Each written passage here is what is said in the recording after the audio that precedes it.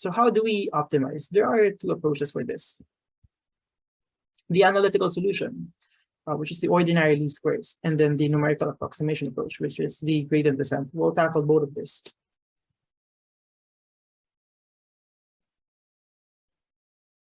Okay, so a bit of review, optimization using calculus. So remember this, right?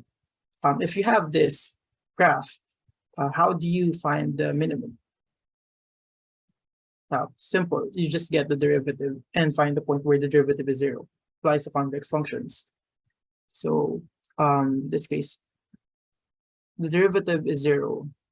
Sorry, it is the minimum if the derivative is zero at a particular point. That is how you optimize if it is a convex function. We'll get back to that later. But for now, just, quick exercise. Solve for the following. Get the derivative of these functions and identify where the derivative is zero. Identify the points where the derivative is zero for the following ones. And again, CP points for those who can answer. I'll give you 2 minutes, 3 to 3 minutes. So this is very easy.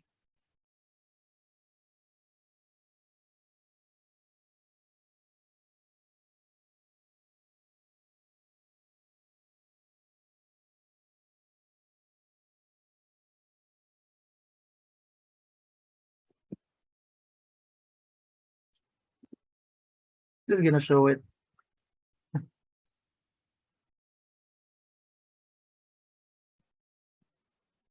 Here. Here are the answers. But again, let's relate it back to what we're trying to achieve here. We want to optimize things. And the reason why we use calculus is if we can identify where derivative is zero, we know that it is the minimum point as long as it's a convex function. The global minimum, I mean. But for the following equations, for the third and fourth, they're non-convex.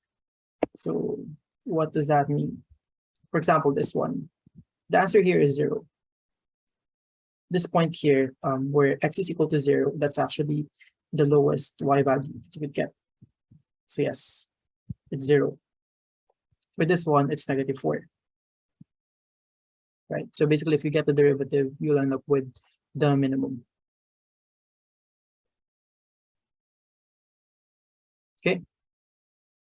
But for the third and fourth, it's not that simple because it's non-convex. The global minimum is actually, well, -infinity. It's just gonna go there.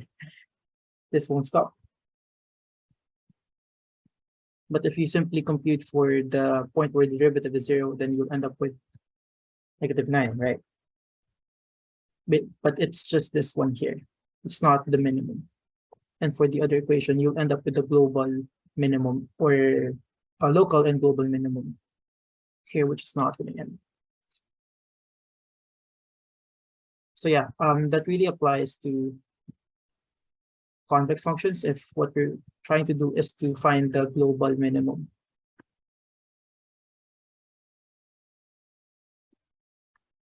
Okay, still following? Thumbs up if you can still follow.